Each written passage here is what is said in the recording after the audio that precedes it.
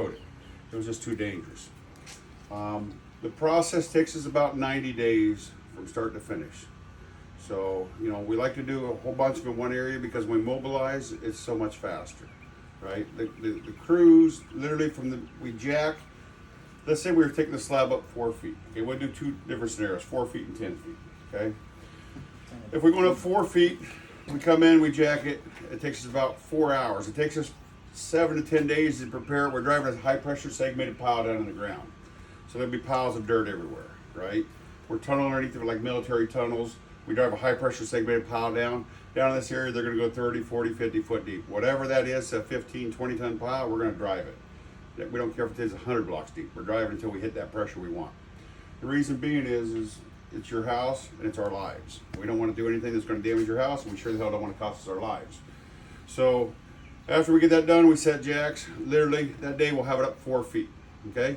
At that point, we pour continuous footings around, okay? And down the load-bearing grade points. And then if we're going up to 10 or 12 feet, then we come back and put cribbing on top of it and we jack it up the rest of the way. We use a 16 by 16 column, okay? We build our stairs, we hook up, the utilities, off we go to the next one, right? So simultaneously, because we have so many jack crews and finish crews, they'll be going simultaneously. So like this one could be going and 10 more, and so every day the jack crew's jacking a different one. We jack on an average 7 or 8 homes every week in Louisiana, right? Around the country, you do the math, we're doing 700 or 800, right? So when we get in a devastated area, FEMA's our biggest customer. They tell us where we're going a lot of times. Well, when Sandy hit, we went up there, and keep in mind I'm a New Yorker anyway. So I brought my brothers up, we brought everybody up. We did 1,700 homes in 1 year. And I got a thing with the blodgers saying, hey, these are the only guys that kept their word. They did what they said they were going to do 90 days. You know what I mean? And then my kids are all like, hey, look, we had enough in New York City, Dad. We're going back south, right? We're still busy in the Hamptons. We still do a lot of work up there. The reality is good people like yourselves is what keeps us in business. So, it averages about $100 a square foot for a low elevation. It runs about $120 a square foot for a high elevation. Now that's stupid nuts. That's hooking you back up and going, right? So, same thing like where you have aluminum awnings here and that. We just clip our new, we raise them up, we extend the post, right? Now we could build decks and that, but that's typically above and beyond. I tell everybody, hey, there's a lot of local little carpenters. Have them, if you have decks where you want big decks built in that, have them do it. It's cheaper for you than us, right? Just because there's going to be a lot of local guys down here that can work. We're specialized in heavy construction, right? Home elevation, we do the rough, heavy part of everything. So it's up, you're safe. Then whoever's remodeling inside your houses, have them come. Now we have great connections with, when you guys need coverage of granite, we'll hand you the guys that we use throughout the country. They're massive buying power. I just put a kitchen in one of the houses I moved, and the local guys wanted $50,000. I got it done for $11,000 with granite and everything. And I mean, I'm telling you, it's the kitchens, bathrooms, it's a monster house that we just got done remodeling. So we will gladly give you the thing because we use the same suppliers. They're all over the country. They're Chinese guys that own all these stores, and our buying power is so massive there. So when you go to do kitchens, they'll actually come in and screw the cupboards together, put the granite countertops and everything for you, save you a fortune. I'll gladly hand you them people. I just have a quick question. So just for all of us, our houses are pretty much gutted and dry. So do you come and do your work before we start to rebuild the inside? Does that make a difference? It doesn't matter to us. I tell everybody, if your house is way out of level and there's dips in it, okay, don't remodel it yet. Let us come in, we're gonna get it flat, and get it back to where it goes. So at that point, you don't want to remodel because, let's get it flat first. Because a lot of times slab houses shift or settle over time. Mm-hmm. And so it could have a belly to the middle net. If they have bellies and that and they're not good, then let us get it flat before you remodel. If they're flat already, remodel them. We won't even crack the drywall. If we were sitting here and inside the house and they're jacking, the only reason we'd know they're jacking the house is we look out, the landscape's changing. Right? That's the only way you would know. So in Louisiana, we built a little display concrete slab brick house that we move. It weighs 50 tons. We move into home shows for the FEMA and that, so they can do it because they're showing everybody, hey, look, here's a slab. And the only way you know is like literally, it's so peaceful and quiet. Because we run on unified jack machines. We own more machines. My daddy bought the second one ever made in the country in 1963, I think it was. The year I was born. You know, and he knew it was going to change the world, but he wasn't smart enough to run it. Okay? That's a goddamn true statement. He knew it was going to change the world, but he wasn't smart enough to run it. Well, then all of us kids got into it, and you know what I mean? And just now, my son's up in Chicago, and he's telling the manufacturers, there's only 2 manufacturers in the world, hey, we're going to change this. This would be better. And the guy calls me, he goes, man, your 25-year-old's a genius. He goes, why didn't we think of this? Well, he's out there running it every day. Like, he knows what's the next thing to make it better. So the Unifies they produce today are copycats of what we've made better over the last 20 years. And then all of a sudden you'll see something come out in one of his flyers in the National Moon magazine. Hey, look, oh my God, this new invention we came up with. Well, in the reality, it was one of my brothers' kids, or my nephews, you know what I mean? Because there's so many of us, you know. We're like the circus. I tell everybody we're like the circus. My wife says we're 50% construction, 50% carnival. Right? We have a lot of fun while we do stuff. All of our guys drink the same Kool-Aid, guys. We're thankful for the opportunity to just come here, right, and talk to everyone. We're thankful for that opportunity because great people like yourselves will keep us in business. Okay. The reality is you know we have crews dedicated to do. So like here's the. I got a whole bunch of different things, but here's the. We can just pass that around. This is the one we did where it's the condo that we just did in Orlando. We got 5 more to do over there as they build these things. They're building developments and the ground keeps sinking. They filled in a whole lake. It was a terrible idea. Yeah. You know what I mean? They screwed the pooch there and they realized it. And it's Summit Construction, which is the largest construction company there is. So, you know, after they finish one, we go do another one. They just don't do them fast enough for us. We'd rather go bam, bam, bam, bam. It would save them a lot of money. But unfortunately, they're not keyed that way because they're insurance companies. So anybody that had flood insurance can get ICC, increased cost of compliance. Now, if anybody's political with their federal government, I sit on the board of International Structure Movers. We've been lobbying DC 3 times a year for the last 10 years to get that to increase to $90,000. It's sitting there in a bill right now. If we know senators and congressmen, you guys should all write your senator and congressman and say, hey, look, can't you vote for this thing? Because it's retroactive, right? So if you did it, it would go from 30,000 to 90,000 instantly for you guys. So I encourage everybody to reach out to your senator and congressman and say, hey, look, the ICC increase the cost of compliance is currently at 30,000. Everybody has put it to where it needs to go to $90,000. It hasn't changed in 25 years, right?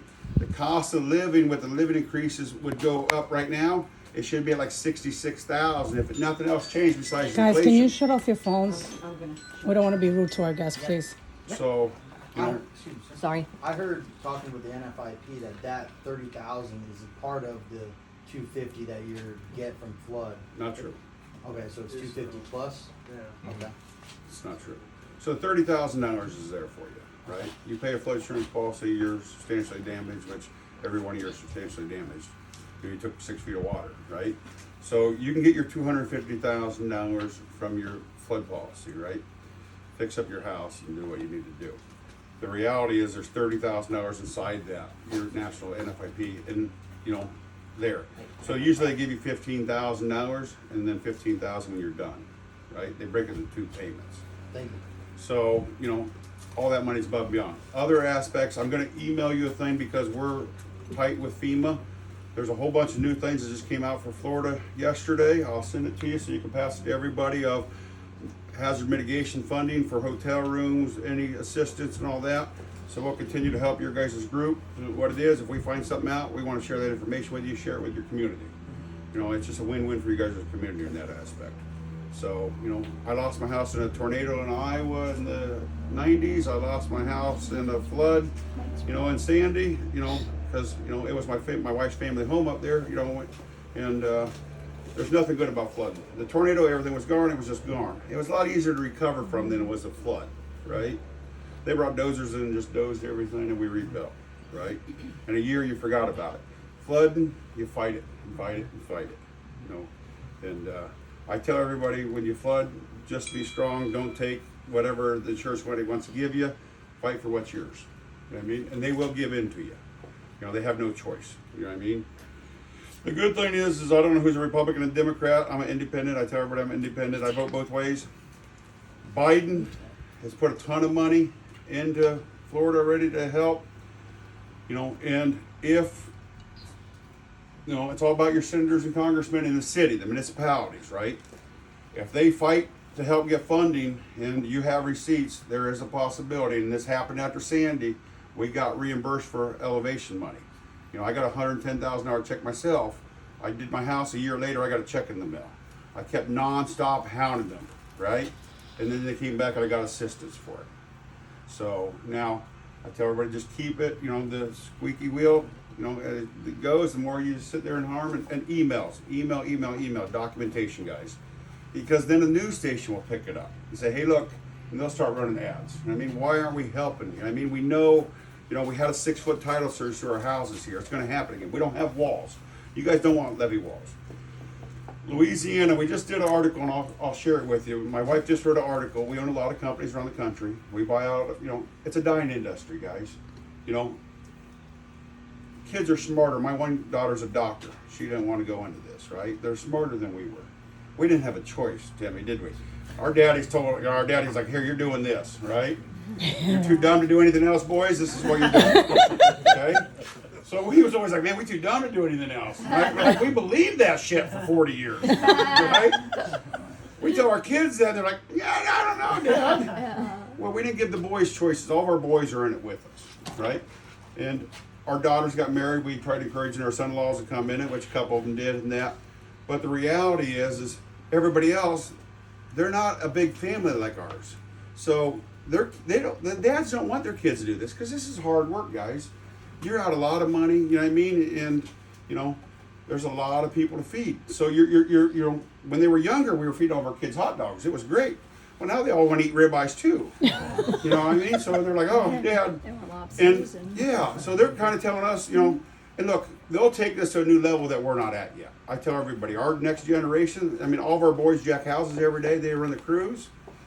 They will take this to a new level. Like, technology is unbelievable.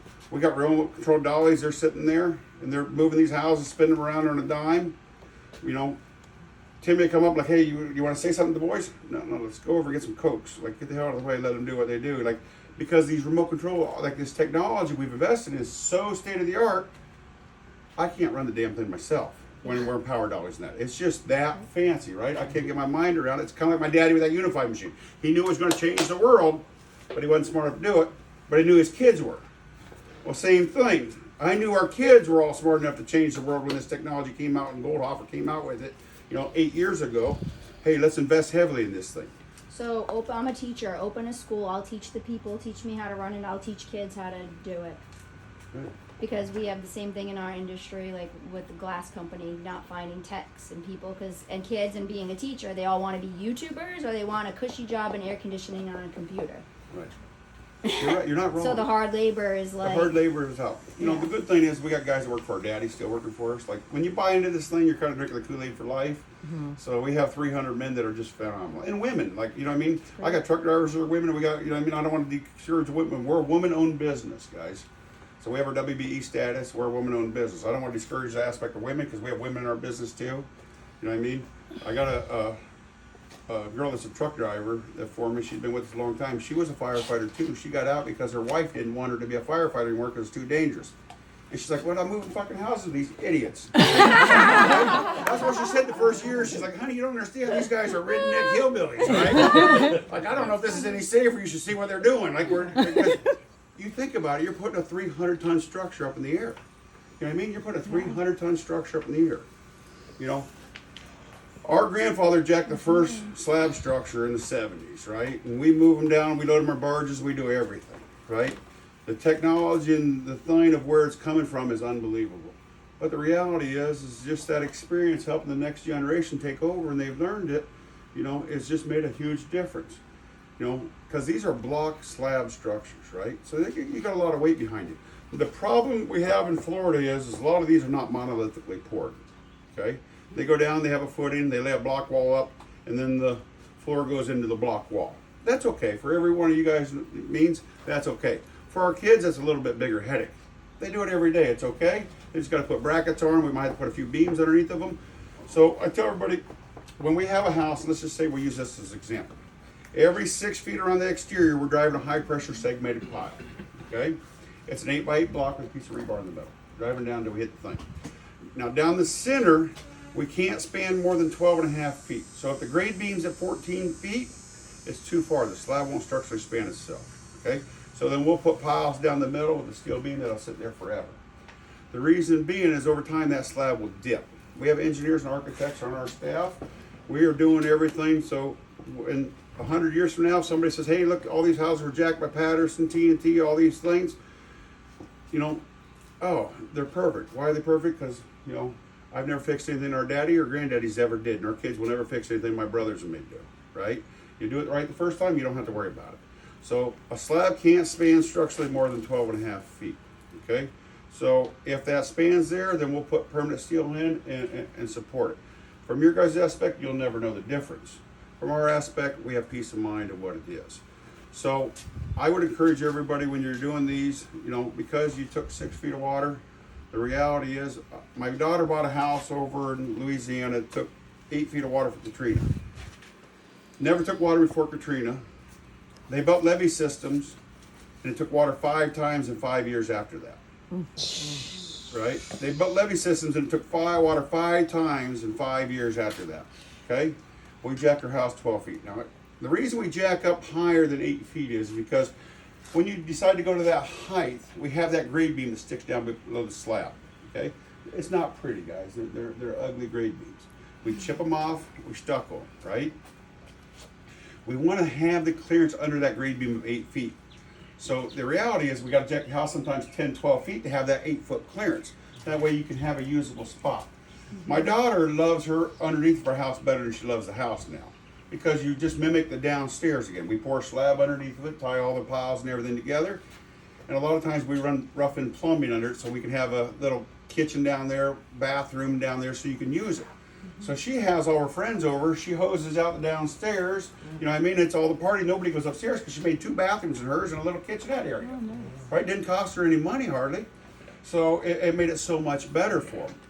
So I tell everybody, we want that usable spot. So once you go underneath the grade beam, then it might step up to 10 or 12 feet, which is even more awesomeness, right? So you're not confined to space. So we want to make it, when we're putting that investment out, we want to make it where the dollars come back to you. We want to improve the value of your homes. So the federal government's about 20 years behind in changing the flood zones, right? They're about 20 years behind. Like And I'm telling Florida's you. another 10, so about 30. Well, let's use Louisiana for example. Houses my father jacked in Terrebonne Parish, they went up 3-4 feet. These guys never got water more than 3 or 4 inches. They jacked about 3 or 4 feet. We're now in a federal program, we're jacking them same houses up 13 feet, right? Because they're building levees everywhere, and the water has to go somewhere.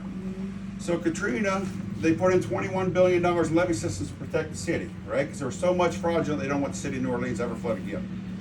Well, it screwed everybody on the other side of the lakes everywhere. So the last storm we just got, it toppled the levees in cities that had levees, right? Every house that was raised in that system, none of them got water.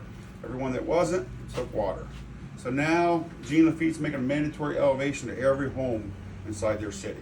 Even though they got a levee wall protection, they went around and said, hey, look, we're not giving permits back to anybody. Everybody has to elevate, right? And everybody's like, well, crap, there's no money, right? That is a huge ordeal. Federal dollars take anywhere from 2 to 10 years to hit.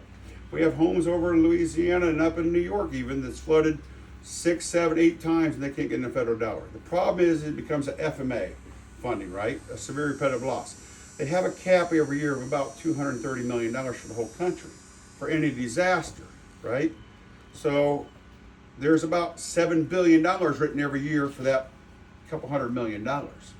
And every year there's more disasters. So houses that have flooded 6, 7, 8 times still aren't on the top of the thing, right?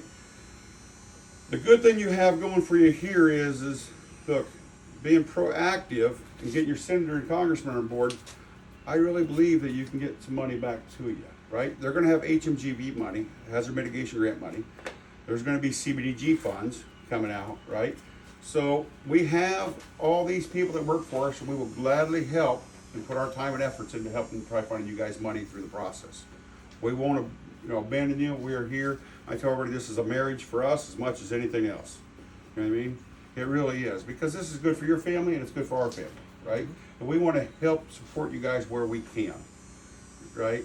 So the things that we have to look for through the thing is, you know, what's the next step, right? What's the next step?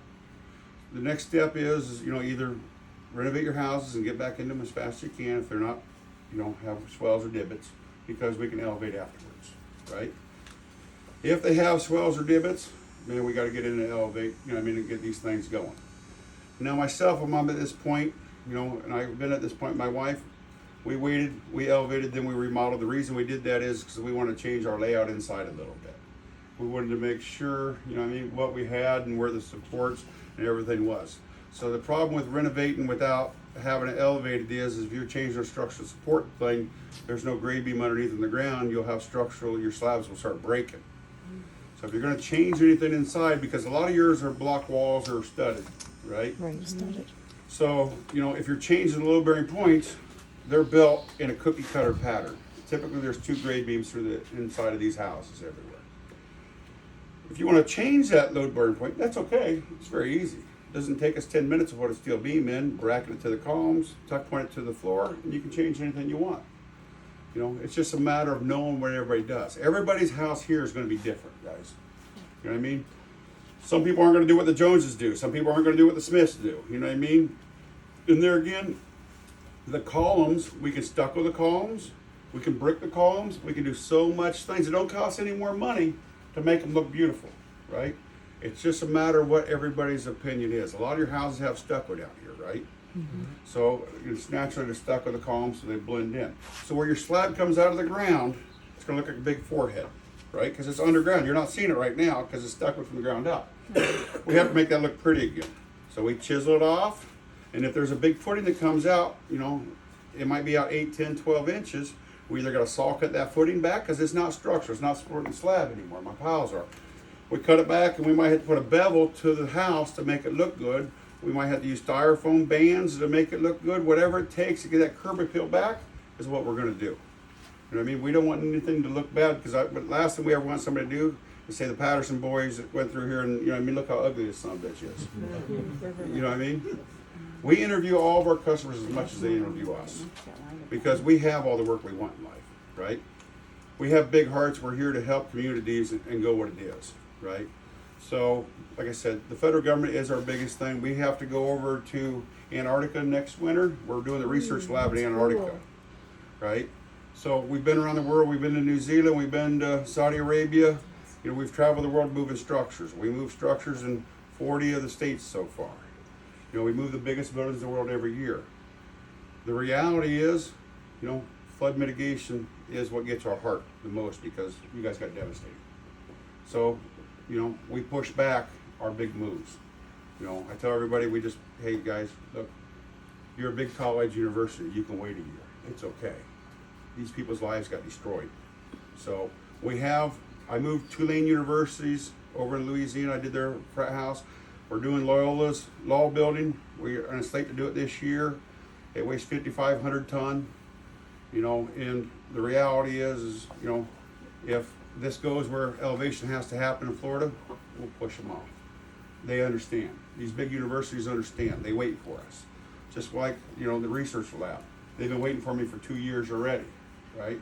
The reason we haven't been over there is because, you know, look, call a spade, we're fat. Right? The oxygen level's not real good over there. Right? Being 100% honest here, the oxygen level's not real good over there, right? You gotta go in a damn little air trolley for, you know what I mean, for 2 days to get to the thing. We're preparing our kids and all this, like, hey, us boys are gonna run jet crews again while our sons go over there and move this thing, because let me tell you, I sure the hell ain't gonna sit there with oxygen arm when it's 30 below zero, you know, and that's a heat wave, they said. They believe that it's going to be 80 to 90 degrees below zero through the whole process. Oh gosh. Now, we've designed equipment and all that, and they've, you know, paid for it and doing it.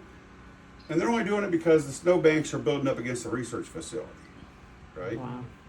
So, you know, I would get a snow blower to move the snowbanks myself, but look, hey, it's the federal government. We can't be smarter than that. So they're going to spend $80 million to jack the research facility. That's okay, good for our family, right? So everybody else says, Jeremy, why are you dealing with us if you have these big jobs? Look, I was a New York firefighter for a reason. That was to save lives and help people. Okay? I didn't have to become that. My son became a firefighter, and the reality is behind it is we give back our communities. We do Secret Santa around the country every year. 10% of our profits we make, we donate to organizations. We do Secret Santas. We work with church communities and places all over the country. We do Secret Santa where we give back to communities where these kids come up. I make the greatest looking Santa Claus ever. Even though my brother has gray hair. I can see that. He probably a little better, but I like the Santa Claus thing. The costume fits both of us. He probably make a better Santa Claus than I am, but I really like it.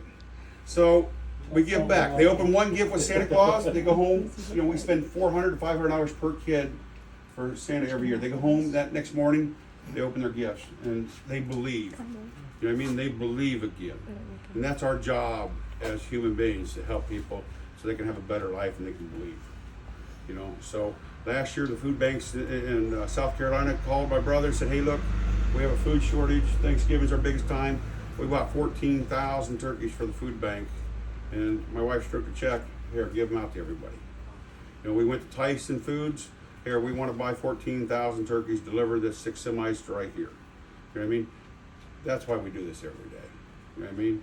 It's for our kids to learn that, hey, this is about our community, to help each other, and it'll be stronger, and that's what we're here to do. So, unfortunately, you guys went through hell, and I'm sorry for that. I've been down this road, and it sucks. But there is light at the end of the tunnel. It's just hard to see sometimes, guys. But, any questions you have for me? Go ahead. We're not in love with the layout of our house. Okay? So what we're thinking about doing, and I don't know if you can help us with this, but just tear off the roof, because the roof needs to be replaced anyway.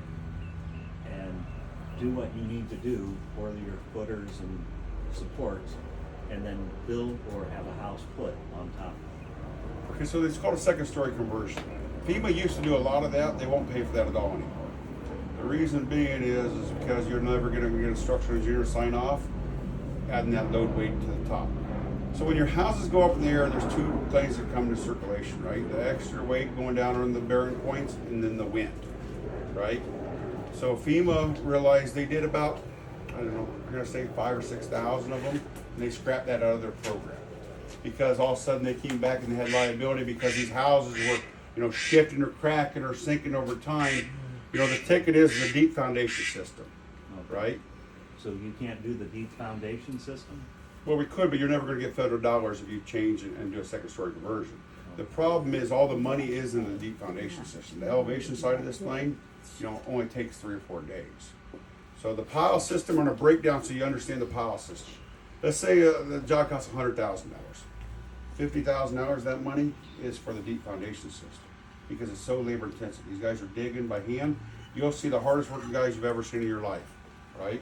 All of our guys are not afraid to work. So they come in, they start tunneling. You're going to have mounds of dirt in your backyard and front yard 10 foot tall, okay? And we have a video we put out in Discovery Me Force years ago that's very detail oriented so you can kind of see the steps. You can do it, but the reality is you spend all that money, you spend $50,000 to put a foundation system under it and then go up in the air and second story conversion. At that point, you might be better off tear down. You know what I mean? I'm being 100% honest with you. You might be better off tear down, have somebody come in. How deep's your coral rock here in this area? No clue. No clue. Mine was at 16 right across the street. Your coral rock's 16 feet right across the street? Okay. So, Yeah, they can't get the pilings through. They only get about 3 foot for the boat docks. Well, it's because that's because they're banging them, right? They're vibrating them. Yeah. Vibration's not the way to do anything, okay? So you can't even vibrate in New York. They won't even let you put it in. In Louisiana, you can't even vibrate anymore. They banned it because it's too much shifting. So they're going on purely on a base or on a friction pile or on a vibration, okay? It's bam, bam, bam, bam, bam with the hoe and the vibration of the bam, bam, bam, bam, okay? The only way a pile works is off blow counts. You gotta have a crane where they have that big hammer goes bam, bam, and they count the blow counts of what it is, and you can actually figure out what the vibration of that thing is and how much that pile will hold, okay? We push off the slab, so we're pushing force, right? So I'll give you an example. The program called me in Louisiana yesterday and said, hey, Jeremy, I know you just did this 7,000 square foot house in Lafayette. How deep did the piles go? 52 feet. She goes, well, this other mover told me they're going 2 block deep.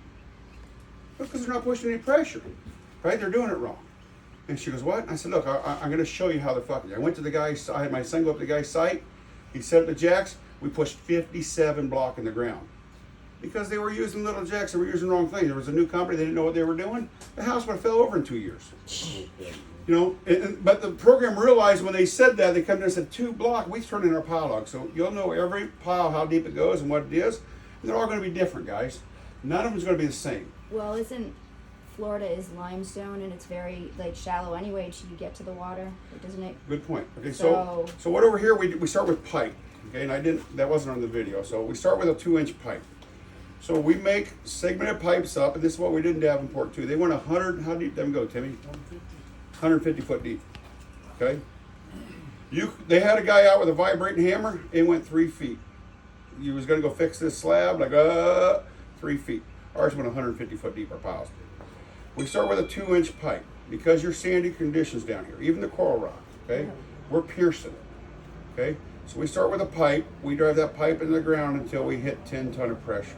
At that point, we have an adapter made to it, and we go to a round cylinder. Okay, it's a 6-inch round cylinder. We drive that until we hit 15 ton of pressure. Then we go to a square cylinder so we can jack off, right? And we drive that until we hit 20 ton.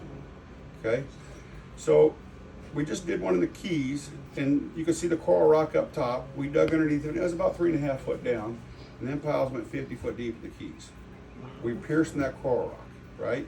Now a block won't pierce it, so we have to go to a 2-inch thing. You know what I mean? So we're driving into the thing. It's the pressure. Coral rocks are really not that strong, so it's given to us, right? It's not very... So we have a pipe, they're 12-inch segments.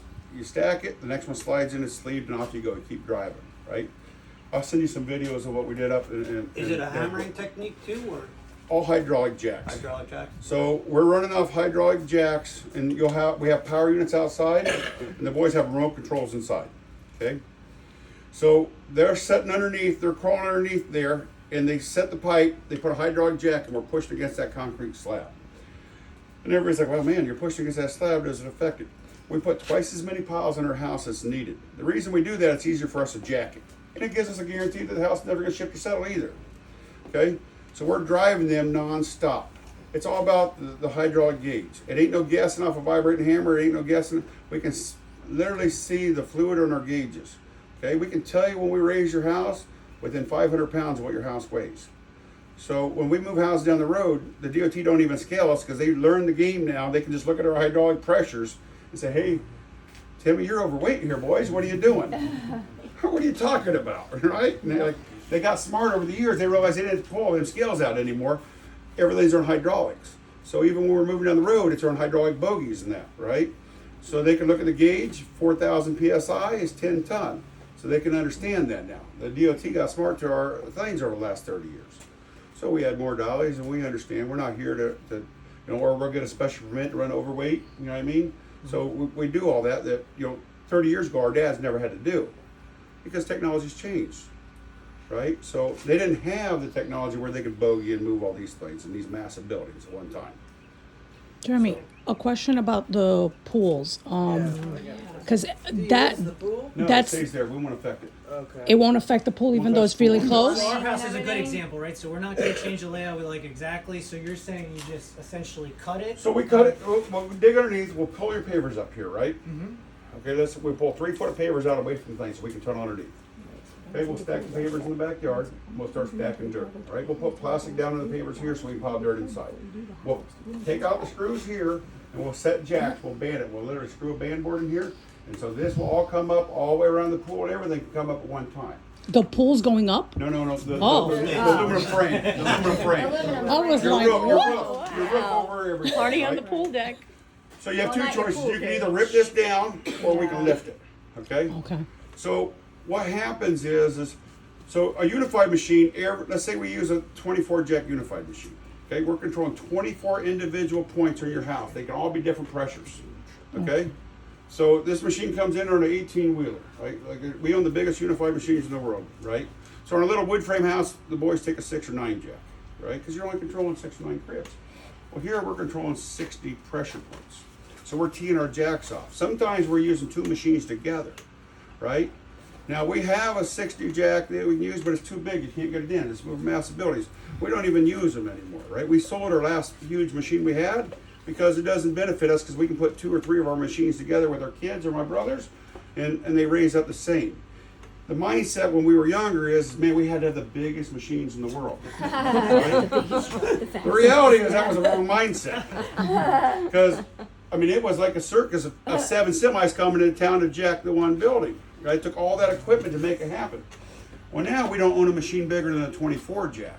And we just put 2 or 3 of these things together and jack them up. Because we figured out how to synchronize them together, you know what I mean? And give my kids credit, you know, and Timmy's son, you know, they're on these big projects. It's like, there's got to be a better mousetrap here. Like, you know what I mean? There's got to be a better mousetrap. And they figured out how to synchronize them together, where one machine pushes 3 machines now. Oh, that's awesome. Right? They've done figured that out, and they played with them, tore them apart enough. We had, you know what I mean? The good news is our grandfathers left all this shit for us to play with that we don't use anymore, so we let the kids tear it apart and learn how to do stuff. Right? Machines that we had from the 70s, we don't use. Well, I take it back. Timmy still has one they use in the 70s. He still has a round barrel one they use. Right? Little old school in that aspect. Because it's the only little machine we still own. Right? It's a 6 jack. We don't own any 6 jack except for that one little machine. I think he has sentimental value to it. So they tear them apart. They understand the physics, what's going in it, the thing. So, hey, look, this is it. I hear you, son, but or my nephew called me, hey, Uncle Jeremy, what do you think of this? Let me get my mind around that, right? Because their minds are thinking different than our minds now. Damn, that's not a bad idea. Look, hold on, let me call my brothers. Let me put this out there and see what it is, right? So just like these pile machines that we drive the piles from, they used to be little electric power teams. Now they're gas machines with remote controls. It's unbelievable. You know, and it's so much safer because they don't have that electricity underneath with them where they're getting shocked and killed. They don't have an engine in there. The engine's out here running where they don't have to worry about carbon dioxide. They're running 2 hoses underneath. They're on a remote control. The jack powers down, sucks back up. They stack a block. It is fast, right? And we get 2 or 3 crews together. They race. That's the best part about this. You know, my nephew almost killed himself. Timmy's son almost killed himself when we were doing that condo because I had 3 of our crews racing. 3 of my one son and 2 of my nephews racing against each other, right? I said, come on, boys. And me and Timmy are out there on jack machines, you know what I mean? And just watching. He's like, I think they're going to die. It's 110 degrees. But they're going to stop before then, right? They're going to stop. Shit, them boys didn't stop until it was like 8 o'clock at night. And me and Timmy were trying to go get the Ponderosa. We're like, well, you got to go home. We're too old for this shit. You know what I mean? We're in our 50s now. And you know what I mean? Some of us are in our 60s. You know what I mean? And like, man, we're getting too old for this shit. We can't be out there in this heat for 14, 16 hours like these kids anymore. Keep in mind, they're not fat like we are either. So, you know, but the reality is we try to do what we can. So in this house then, so what all would be jacked up? We would jack, totally up to homeowner, but anything behind the stockwood jack, if this is mine, I jack up the aluminum awnings, because these are expensive. This and that. Yeah. Yeah, just all the way around. All the way around. So all we're doing is unhooking the poles. These posts are just aluminum posts. They cost about $30. Okay? We have. What's that? Not anymore. Well, they cost us $30. I promise you, we buy them by the semi-loads, okay? We do this every day all our They life. cost you that. It costs You you don't that. It costs us $30. Yeah. Wholesale. So a lot of times I tell everybody there's 2 options here, because you got to rescreen it more than likely going all the way to the ground. Take the screen off. We'll replace the post, okay? And it'll be a 1-piece post back to the ground, okay? Then get somebody to come in and rescreen it. That post, 20 foot long, cost me $30. Is all it is. It takes one guy a half a day to go around and re-screen everything. So I mean, to repost it. So we jack off the posts that are there. Then one of our guys comes by and individually replaces after it's up in the air. He'll come by and take that post down, zip out the 4 screws, go all the way down the ground with it, put a new post in. Go to the next one. So it's still supported, and he's taking out the support as he goes around. Right. So does all that cost more? It like Post? adds to No. the price of the project? No, because you only got 20 posts here. There's only $400 in post, okay? $500 in post. What about the garage? It goes Does that up. go up? I would jack my garage. So, I mean, you notice our neighborhoods, there's not a lot Yeah, how do you, of. if you. You don't, you turn it into living space. Oh, that's. Yeah. Okay, that's why we're going 10 feet high, so you can park underneath your house. There you go. Oh, okay. So our whole goal is when we go up high in the air is to have the most usable space you can. Look, I'm telling you, Excuse me, you're in the wrong spot. my daughter's house went from 300,000. We just had to appraise it 642,000 after I got done raising it because the usable space. The flood insurance dropped down to $500 a month. I mean, $500 a year for us, and we had the 2 bathrooms. We did that little thing, and everybody loved it, right? And we've had multiple offers just to sell it. We don't even have it for sale because everybody's going around like, oh my God, this is crazy. Why can't we do this? Well, you can. You just had the right father at the right time. You know, we want to expand our posts as far as we can, right? So typically when we're up in the air, they're every 8 feet apart, right? They're 16 by 16 columns. They can be brick, stuck, or whatever everybody wants. But let's say in the spots we want to open it up, then we just put a steel beam underneath the grade beam, and then we can open up to 16, 18 feet. Yeah, because if you want to make like a 3-car Right. garage under there. So a lot of times we open up the front where they can have 2 driveways in, and all of a sudden instead of having a 2-car garage, they had a 4-car garage. Or you're coming in because right now you're stopped because of 24 feet and your house starts behind it. But once we get the house elevated, there's no stopping. The house got to be 40 foot long. You can come around, turn the car underneath the house if you wanted to. We can open it up with steel beams. And I mean, like, the possibilities are unlimited when we start Let jacking. me ask you, most of us have septic tanks out front. Yes. Does that Yeah. affect the septic tanks at all? Yeah. I mean, No, I so have- we don't use heavy equipment. Everything's done by hand on slab houses. If we were doing a wood frame and beaming them, it's heavy steel, heavy equipment coming in here and excavating. All this excavation is done by hand. It's hard to believe because you're like, oh my God, they have all these loaders and that. The problem is we're digging and we want to see what we're digging as we go. And we might be a little old school in this, you know what I mean? I'm okay paying the money for labor because we dig because there's so many times that we just did one where we hit a 3-foot pipe that fed the whole city that was underneath the house and nobody even knew it was there. We called locates. And we called them and they're like, holy shit, there's this 3-foot pipe. And my one brother, Dan's like, it's abandoned. Drill a hole in it and see what happens. Right, get a hammer drill, drill a 1/4-inch hole. That son of a bitch had so much pressure of water, it fed the whole thing from the 1900s. Nobody knew it was even there. It went off the thing. The city come back and said, oh my God, you can't jack the house. We're going to have to tear the house down. And Homer's like, well, go fuck yourself. You're going to tear my house down. How can you do it and work around our pipe? And we came up with a plan how we can work around the pipe. We have architects and engineers in house. We came up with how we work around the pipe. We spread the footings out, supported it, and it's so they can access it. Everybody wins, right? City paid for the part to make it better for the guy. He come out like a banshee. We jacked the house 64 feet on the city's expense because they wanted to build it ever have to go underneath. And so the city floated the dollar. It was only like $40,000 difference, but the city floated that money for them. Everything has to be locates, and that's the reason we dig by hand. So, you know, the sewer lines, the water lines, we don't want to make it more expensive for you. If you're on a hoe, you know, I run a hoe my whole life too. Don't get me wrong, we own a whole bunch of them. And you're dragging, you get a feel for it, but you can't tell if you're hitting a water line, electric line. My dad ripped out a fiber optics line one time we called locates. It was this big. It took them like 70 days to splice it back. The splices were this big. Didn't cost us any money because we called locates, but the reality is he didn't feel he hit the line, right? You can't feel the little things. So you detach like the hose or the line to septic the and all that? septic, Right. We'll and cut then it. help extend it. And you put it Right. back to the Right, so house. everything's cut on the ground Yeah, level. So because we'll of go the in there, plumbing, yeah. so let's say the electrical is overhead here, right? Or is it underground? Yeah, it's Oh, it's all overhead. overhead. I wish it was underground. So the overhead, we come in and we'll drive 2 new ground rods from the grid bill, right? We want the house to still be grounded, okay? We jack it up, your power can be on the whole time. We jack it up. The water and sewer we cut at ground level, okay? So after we get it up in the air, the plumber comes in, okay? Hooks up the plumbing, runs it next to a column up, and then we run new plumbing. All the plumbing underneath the slabs get replaced, okay? They're all Is it old. exposed then underneath? The plumbing will be exposed It'll all be underneath? exposed. It'd be hanger. We use all commercial hangers. Have you ever seen a property where they drill the little rod in, it comes down, it's a metal hanger? That's how we hang all of our plumbing straps. We don't use the plumber strap because it ain't a long-term thing. We do everything commercially wise. It doesn't cost any more. My one brother's a plumber. We have plumbers that work for us. It's just a matter of, and there's a way you can save money too. We can just do the elevation and foundation and do nothing else too. We're happy with that too, guys. You know what I mean?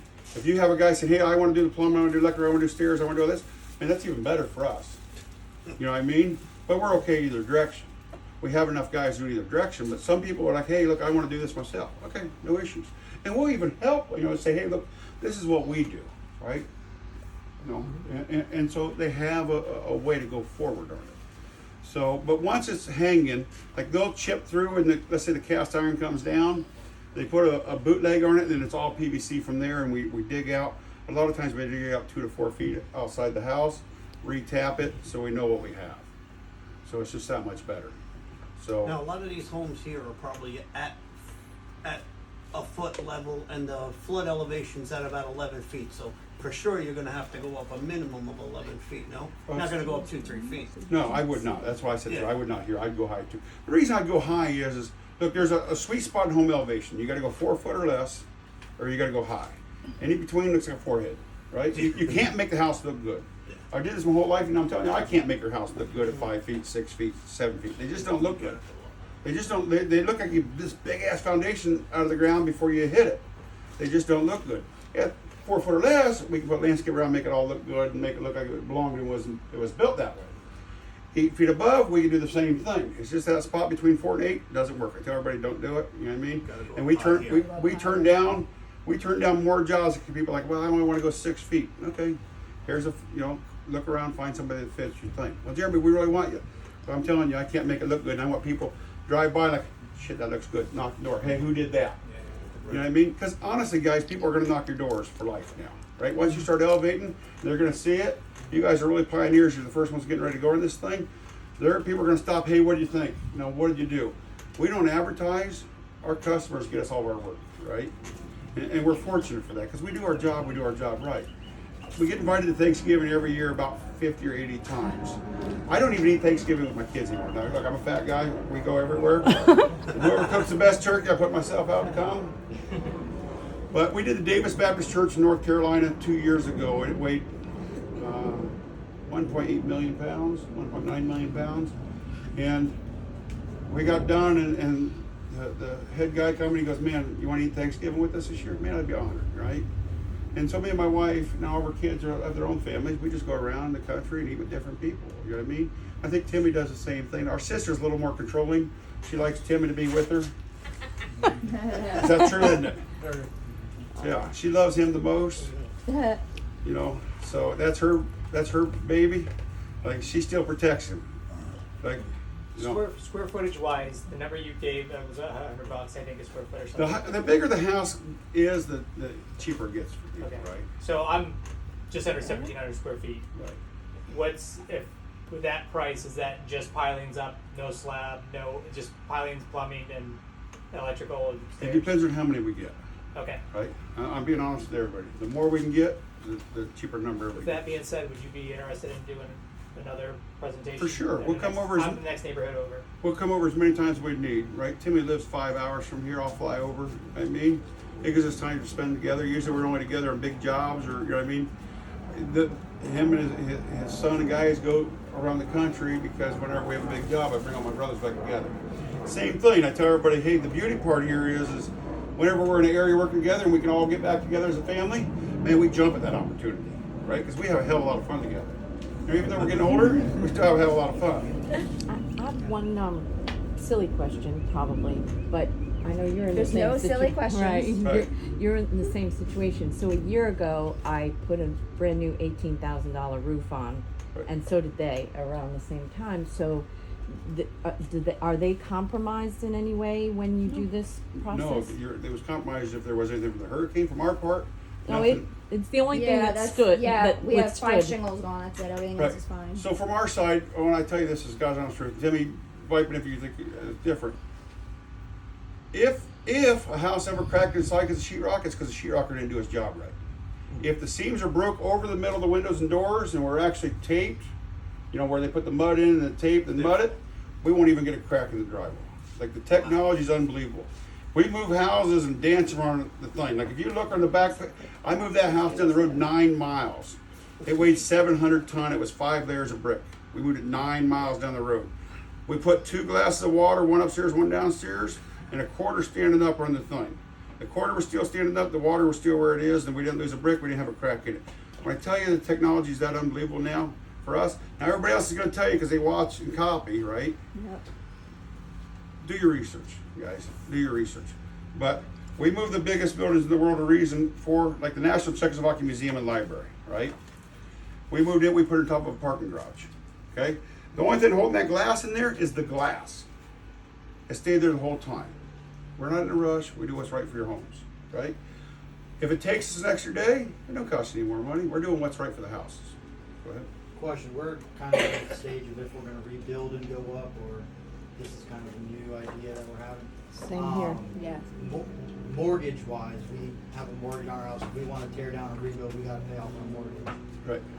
To then start going up. Is there any effects with lien holders with a mortgage and doing something like this? No. So, give you an example.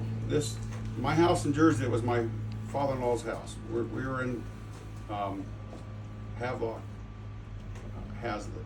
Oh, Hazlitt. Hazlitt, right? We were on the inner bay there in Hazlitt. You know, they had the house for 80 years. It was a brick block house. It used to be a boathouse. They converted it over. You know, my father-in-law converted it over 50 years ago, and he had it for the kids, right? When we got there, because the storm had so much undercurrent, it washed part of the foundation, and the house literally settled down about 4 inches in the one end. You could put your hand through the brick, right? He had a mortgage on it back then, and the girls never changed it because it was only like $100 a month payment, and he still owed like $12,000 on it, okay? And Bank of America would not let him tear down the house and build a new one because they had the mortgage to it. All the checks, even though it was only $12,000, all the flood insurance checks of $242,000, I think we got flood insurance, went to Bank of America first, right? And the bank instituted as we paid off.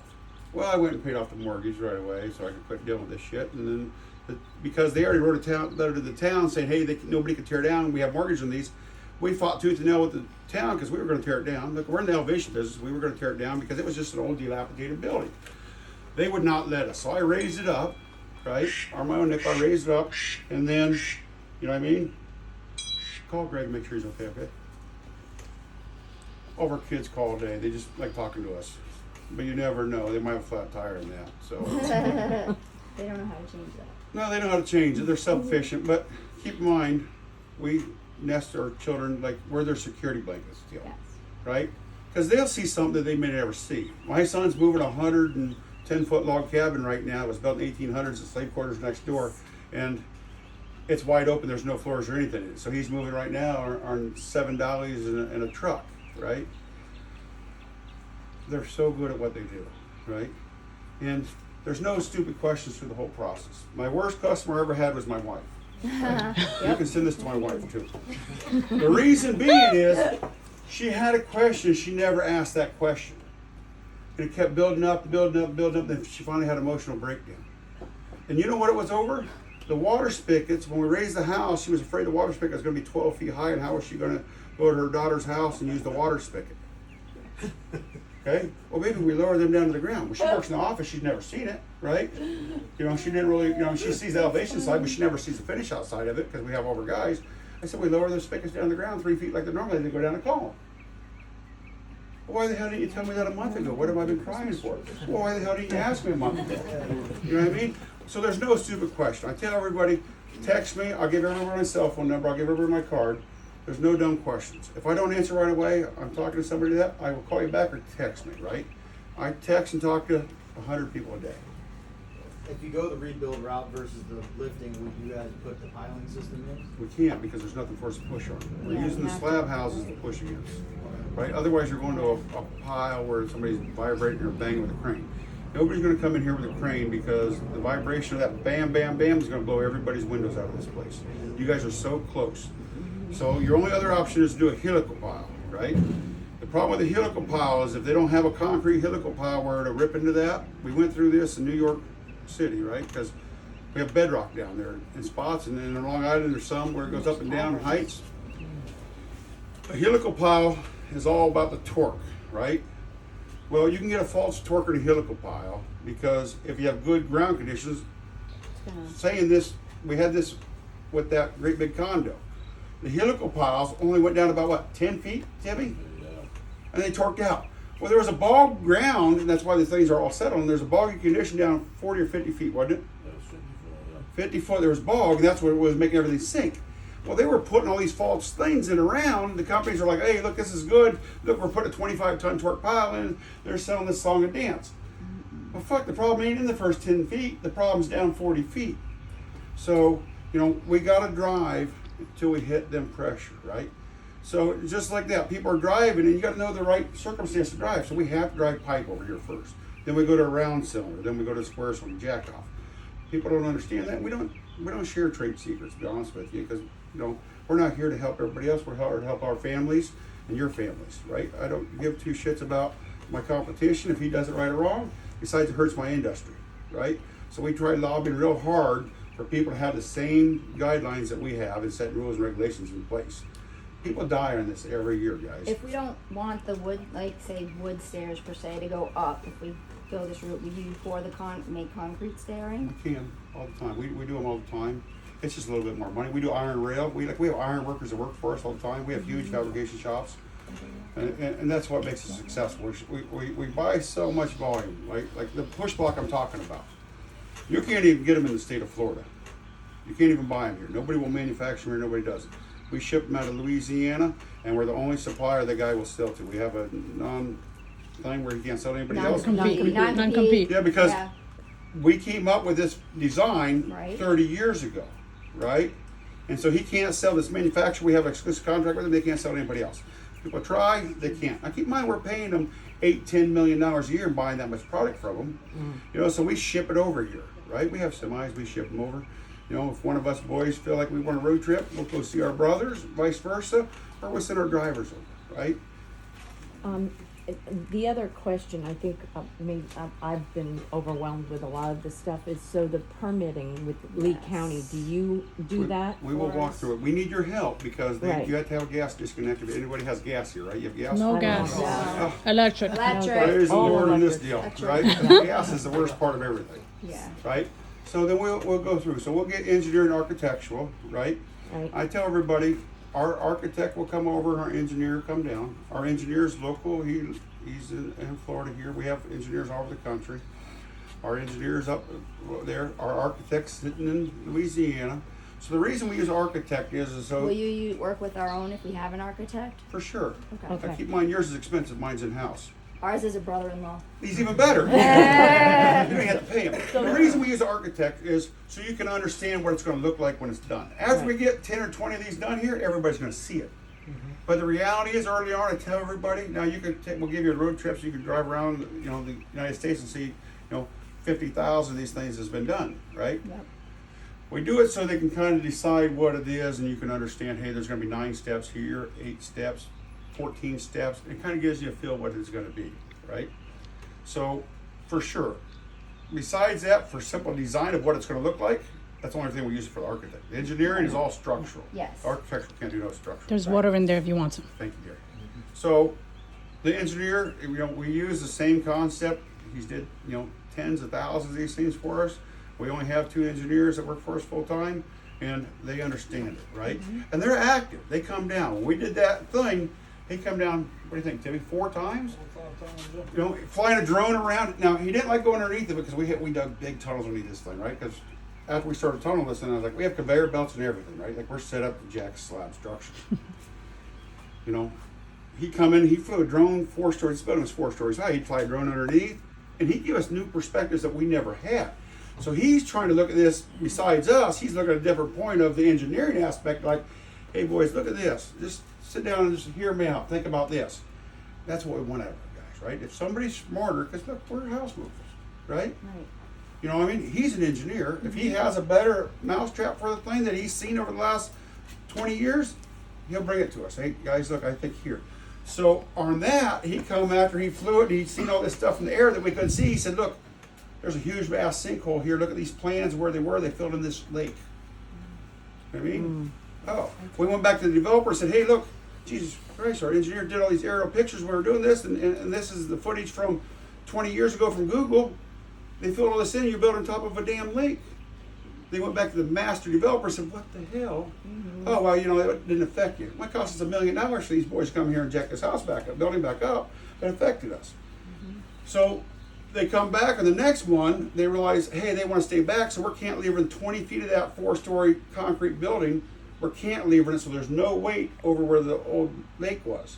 So he went back and did all the engineering. Hey, we got to have 240 pound a foot beams going in here. It goes back this far. We're driving piles. We're backing this thing with concrete. Without him doing that, we would have never seen that.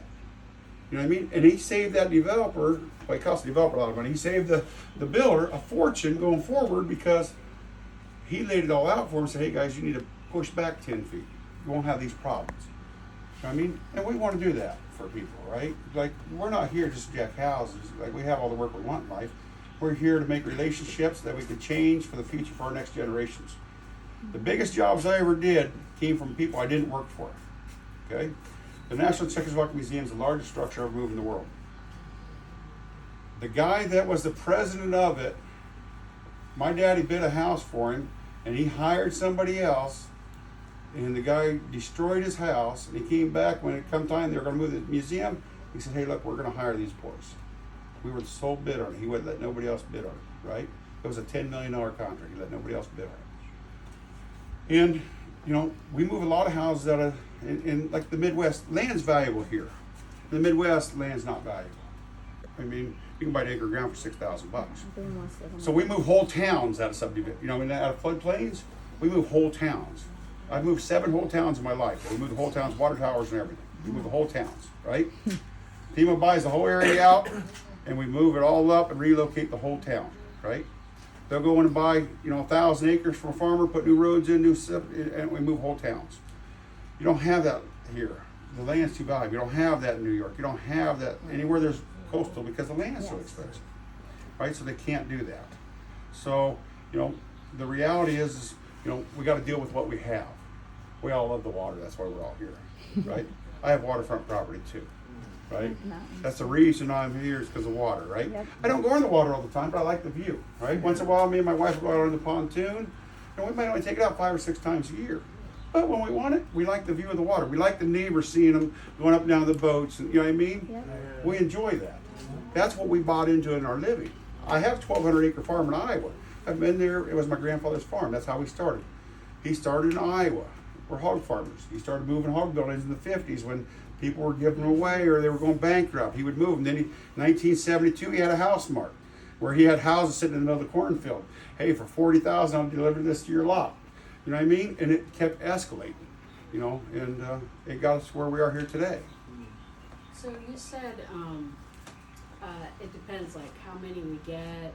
So for us to be able to figure out how much it would cost. The perfect number is like 10. We got to get 10 people. 10 people. That's the perfect number. That saves you quite a bit of money. So where's the cost to send, and how do you help us with the cost? grants and Because you stuff. said you had grants. So and we'll all that. help. So as it stands now, you're only guaranteed your ICC money. That's Right? 30,000. So That's we're only looking at money you- 120. And that's if you have flood insurance. 120. If you have flood insurance, you don't have flood insurance, you're out of luck. Okay. You're not getting that money. So now we're at 120. I know $30,000 per house. Yeah. Okay. So that house right there would be 150 to live. Now we're You're at at 120. Right. So I tell everybody if we can get, because mobilization was cost us all the money, right? If we mobilize and we can do houses after houses and after houses, it saves typically about 10% for people. Okay? Our margins, we make about 23% on a project. I tell everybody, I got nothing to hide from anybody, we make about 23% margins. Okay? We pay about $1.4 million a year for insurance. Okay? Work comp, general liability. We pay 100% of all of our guys' health insurance for their whole families. Okay? So we carry a bigger nut than everybody else because people work with us forever. So Are you hiring? yeah. Yes. Yes. So I don't care who I you need a are. new I got a job. girl that paints in my yard every day. I love to Her paint. health insurance is paid for her whole family, right? We pay every one of our employees 2 weeks vacation. Their health insurance this year, we're taking everybody on a cruise in December, right? Everybody that works for us that can go out outside the United States, right? We paid for a cruise for 5 nights. They go out and back, right? We're thankful for our families because without the guys, we wouldn't be able to do this, right? Even though there's like 55 of our kids and nephews and all that coming in, we still need the 250 other guys and girls that do all the work Yeah, too. exactly. You know, so we're thankful. So we have quite a bit of there. Our average worker makes about $35 an hour. You know, so I tell everybody we're a great company of what it is because we want our employees to have houses and that. You know, if it wasn't for our kids, I mean, and if me and Timmy and my brothers were stringy, we would have just shut down the business years ago and just retired and went away. My grandfather had that opportunity. He didn't do it. Our fathers had that opportunity. They didn't do it, right? And our kids will take over and do the same thing. They don't have to buy a business. We hand them a business. Now, it's the same thing that's generational. You got to take care of your dads Yep. until they die, right? So my father took a check until the day he died. You know what I mean? Besides his Social Security, he got a check from us until he died. We paid 100% of it, any expenses he had. That's just what we did. He handed us an opportunity. Same thing, you know, in 10 more years when we're ready to get out, our kids, the same thing. Here's the business, we hand them $20 million. You know what I mean? Here's the business, here's a checking account, take care of us until we die. That's the same thing. Because look, we pay for, you know, when they come over, we give our guys per diems so that, you know, we'll get a hotel. The problem here is you know, there's no hotels available. Yeah. So they're traveling an hour, 15 hours, 20 minutes. You know, if we can buy a chunk of land or rent a chunk of land and we put mobile homes down here, we'll do that. But otherwise, you know, we're traveling, they'll work 10-hour days and they'll travel an hour and 20 minutes north to get a hotel. You know, so they're working 15, 16 hours a day. 20% discount. You can use my driveway to put an RV. I'll get you an RV. I like how you think, huh? Well, actually, Or also you you- can do things like that. It saves you money. Yeah, Yes. well, It saves you money. I've Listen, got room for a camper at my place. Look, Seriously. So 10 houses is the magic Minimum. that's a magic number to get What by does here. that Okay. mean Right? I mean, if you get 50, is that Right, but I better? mean, what Yeah, does we that got get? 10%. Yes, that answers It that. says it's 50%. Now keep in mind, there's only 23% margin, so we can't get above that number, okay? So 10 houses equals 10%. 10%. So when we move whole towns, we go down to 8% margin. Like when we do a whole town, our numbers are 8% margins. So Okay. the more the better. The more the better. The more you get, the cheaper all your numbers get, right? Okay. Look, Yeah. we're straight honest people. We have nothing to hide from you guys. We want to help you as much as you want helped, right? We have good people. God gave us an opportunity to get here, right? And I don't care what race you are, what religion you are, it doesn't matter, right? End of the day, a disaster, we're gonna help each other, right? Yeah, thank you, man. When I lost my house in Toronto, look, everybody, when I went down to Katrina, we jacked 11,000 houses, right? People helped us, right? So we helped. You know, and that's the reality. People helping people is how we all get back to where we are. We appreciate it. You know what I mean? Thank you. Yeah. People charge a lot of money. Look, they charge money to come give estimates of that. We don't, right? Right? I flew in, we stayed, you know, Timmy, we took off for 3-4 days. This is the most important thing because it affects every one of your lives.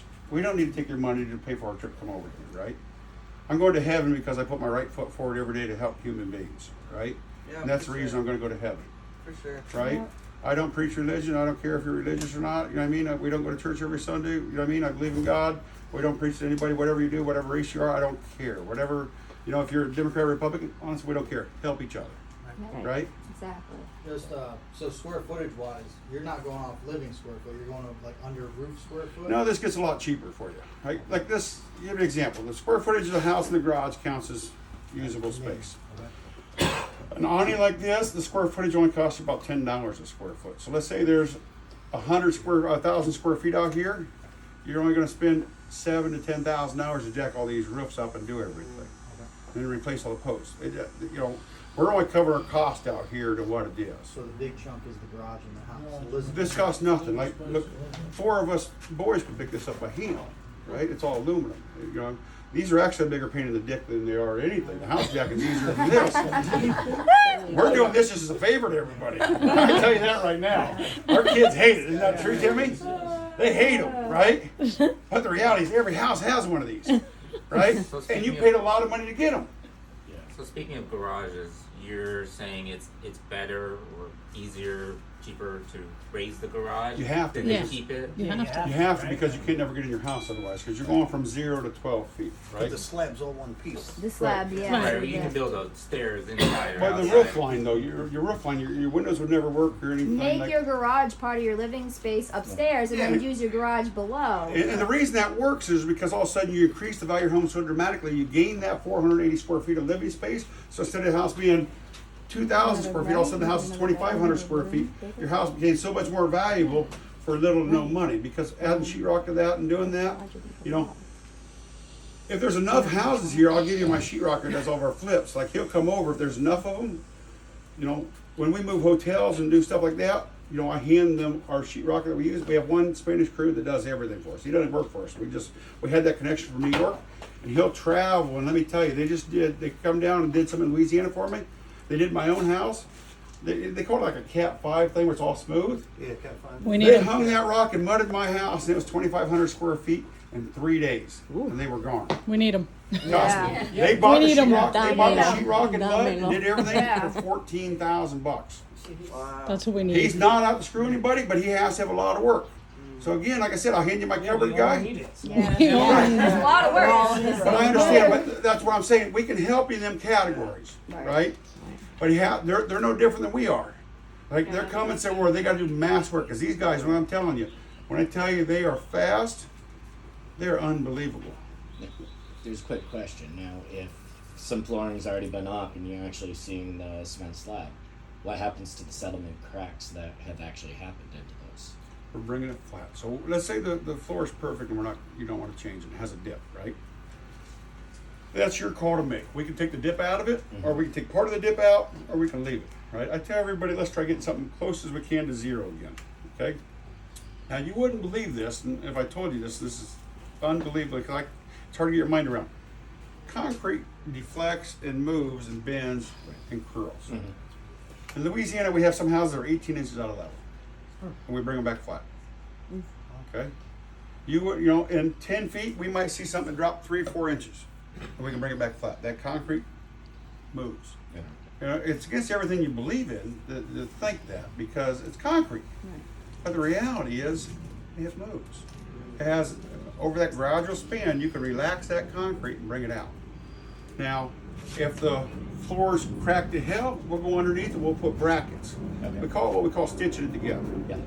We put a metal bracket that's anywhere from 18 inches to 2 foot long, and we're doing red heads in the bottom of your slab.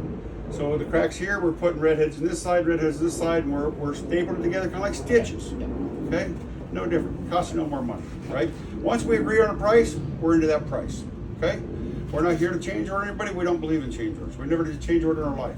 It's black and white. You'll have a 3-page contract that our sister writes up, or my wife, and here's the 52 things that we're doing. Okay? Here's the plans.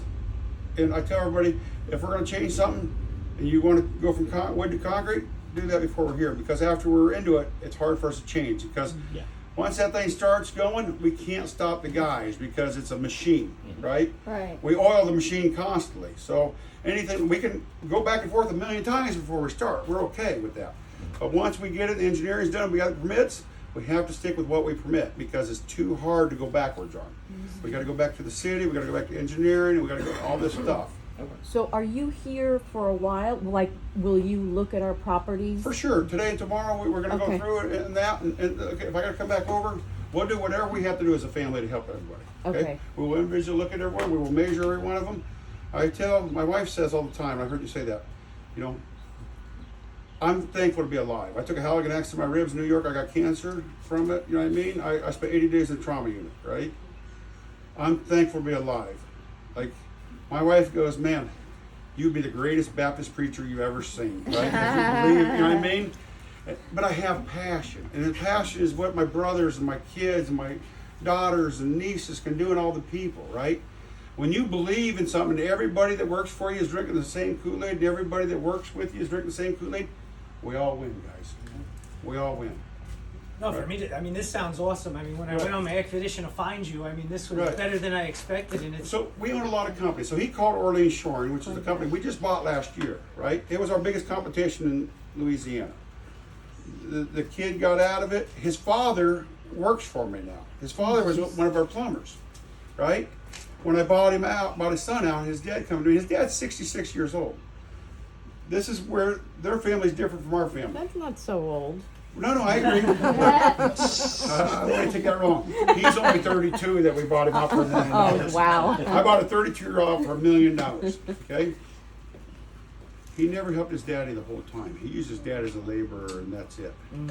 Kid made all this money, bought all this real estate, and he sold the company, and he left his dad high and dry. Like, hey, Dad, I'm closing down. I don't know what you're going to do. Okay.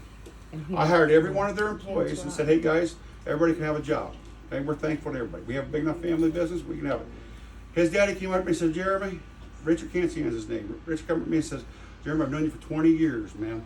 You helped my son when, help, because I don't ever want to see a house hit the ground, right? I probably saved 25 houses around for other people. Yep. Would have hit the ground. We got involved so they didn't hit the ground because it does no good for the industry, right? His son dropped a house and killed a guy, okay? After he dropped the house and killed the guy, I went over and said, hey, look, you got to change this. This is what you got to do. This is what you got to do. And that. For a year, we jacked every house for his son, right? Until he got through all the ocean planes and that. And I said, here, look, our Iowa crew, we're going to shut down our Iowa location because none of us wanted to go back to the Midwest because we're all on the water everywhere, right? None of our wives wanted to live in the Midwest and get blizzards. No. My mama still lives in the Midwest, and I got a brother that lives in a hog farm, right? None of us else wanted to go to the Midwest. Timmy, you want to go to the Midwest? Okay. Because we have lives in the South and on the East Coast. We all love the water, right? And our families, our kids grew up on it, and they have jet skis and do different things, and it's a life, right? So I went to him and said, hey, look, we have a general manager up there, he can come to work for you. And we helped the kid out to save his business. Now, he's my competition. My biggest competition, it turned out to be, because the guys I gave him were so great in our company, you know what I mean? We offered him jobs to work with us, and he offered more money because he was in desperate needs. And they all come to me and said, hey, Jeremy, we're going to go to work for him. Is that okay? No issues, right? We're happy. We want everybody's family, right? I tell every one of my guys, except my brothers and kids, they can't do anything else, right? They got to be house movers together. They got to stick together as a family. But the reality is, if you got a better opportunity for your family, we want what's best for your family, right? And that opportunity never rises because we pay our people so well and they have such good things. We treat them all like their family to us. No, but on this incident, he's backwards against the wall. He paid our general manager $250,000 to go to work for him. $250,000. Mark did a great job for him. He died 4 years later. And Christian realized he couldn't run the business, and he sold it to me. His daddy came and I said, look, Richard, you can do plumbing with us. We're going to hire you. You know what I mean? What did your son pay you? Because he paid me $1.85 a square foot, and he bought all the plumbing. I said, holy crap, he didn't pay you nothing. He goes, no, I've been struggling my whole life. I said, I'll pay you $2.85, a square foot, each floor, everything counts, and I'll buy all the utilities. And I'll buy everything. I buy all the utilities and all the stuff. Yep. He called me last week. He goes, Jeremy, I'm at my house. I'm trying to do something. Can I rent a hoe from you? What are you talking about? Richard, come and get one of our backhoes from the yard. You can use it. You don't owe me any money. What? He goes, my son always charged me. I would disown him. I would disown him as a son. Yeah. You know what I mean? Yeah. Like I call my kids, and if I need something, everybody comes. My brother has a problem, all of us go together. My mom has something, we all go together. That's how it should be. You know what I mean? Family's everything. And he gets us more work now. Richard gets us more work because he knows everybody and thing. He's like, you won't believe it. You know what I mean? These guys are unbelievable. He knew we were unbelievable before, but now he's actually into our business with us. He's like, wow. Because we care about everybody. We care about our homeowners. My brother was up there and we raised a house here today, 10 feet, and the pipe come out the front and it looked like ass. And he's like, what are we doing here? And he's like, we're hooking the plumbing back up. He goes, hell, we are. We're chipping the grade beam and putting the pipe next to next to a column so we don't see it.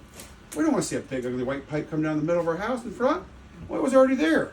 Who gives a shit if it was already there? We're moving over to this column. But it's their mindset how people do stuff. It doesn't cost us any more money to move it to the column and do it right. They're on 7. Ricky. Vicky, I'll take one. Please. Oh, thanks. Oh, Anybody else want water?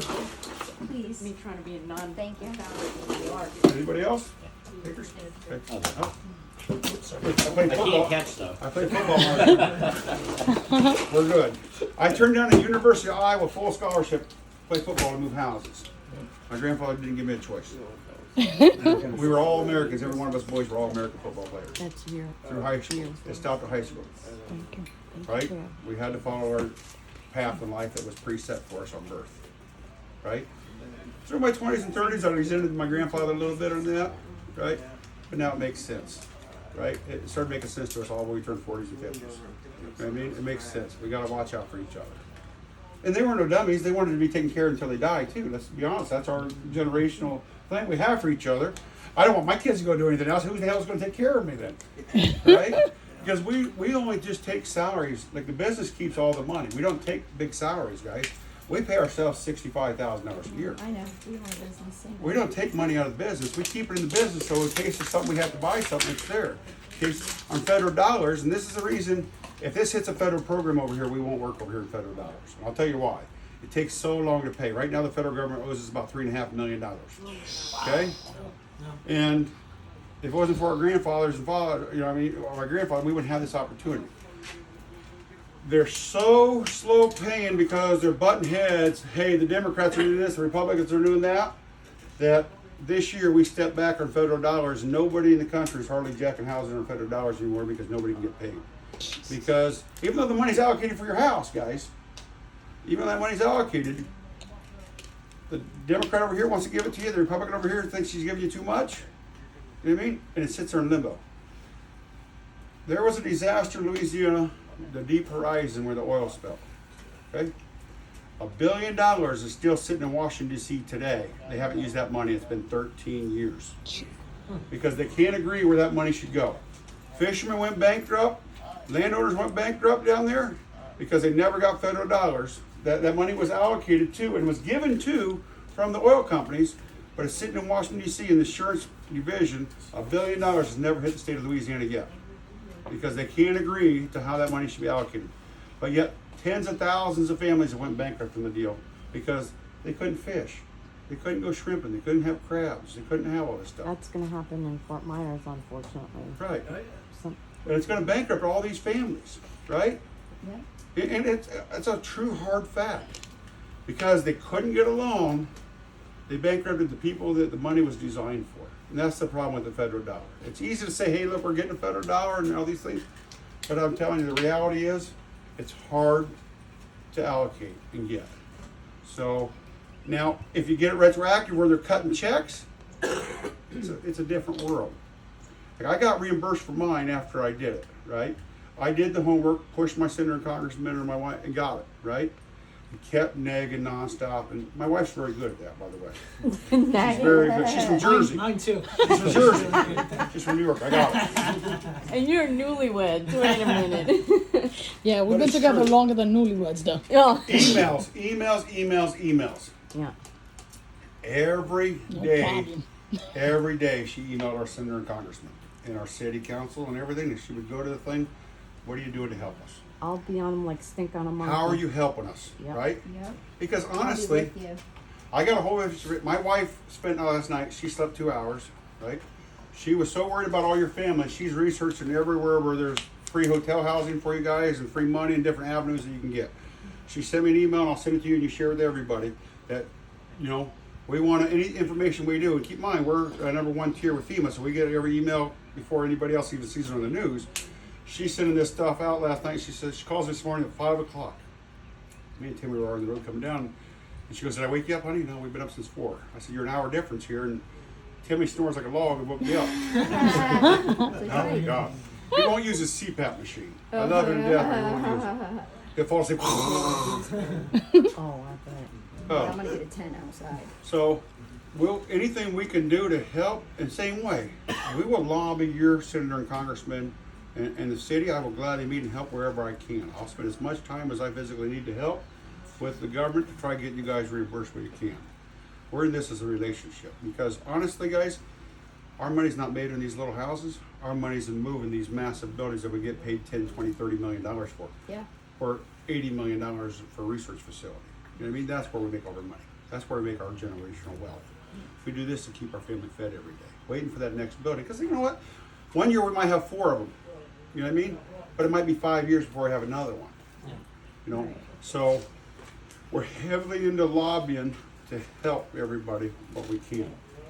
There again, there is a thing in Congress right now to change it from $30,000 to $90,000 for ICC. Right? We have the National Floodplain Managers on board with us and everything. Right? I've been to DC 3 times last year. For all these years, 3 times and twice this year. Right? Because of COVID, we didn't go at all last year, so they wouldn't let us in. This year, they let us in on appointments. We only let us in twice. Right? Everybody goes, oh, you know, I'd like to do it, but it's the Republicans or the Democrats. I say, hey, let's all get in one room. You're both telling me opposite shit. Let's get you all together, right? First time ever, 2 senators from Louisiana switched, 2 Republicans switched and voted with Democrats on this last one, right? Because they actually understood what the hell it was. We got in their ear and showed them the facts. And where, you know what? This ain't about politics, guys. This is about helping the people that vote you in, right? You're not here for a politician. You're here to be a damn human being and help our families. And so that's what we want to do. So if we can get a list of where addresses are and telephone numbers, we'll gladly spend the next couple of days going around and meeting every one of you individually, measuring them up. Do you, does your younger brother do the list, or do we? He does everything. I'm just a good-looking fat guy. He measures. Usually, this guy's answer, he'll tell you if it's different. Usually, I sit inside and drink coffee and eat donuts with everybody while he measures it and does it everything. Because you remember, I got 8 shattered wrists from being a New York firefighter and cancer in my Get him lungs. started in our house. since Right? he's already So here. Yeah, I mean, yeah. he bends over and does all this great stuff. I have war wounds from everything. So But you're still smiling. I love life, man. I tell you. Yep. Look, when I woke up out of the thing, I still play Santa Claus in New York City. I ride the back of the fire truck and we throw out candy canes to every kid. And I still, every year I fly back up there and I play Santa Claus in the ladder truck and drive around the city, right? And support my brothers and sisters in the thing. Because honestly, it is, the New York City Fire Department is the only thing I ever seen was like our family besides our family.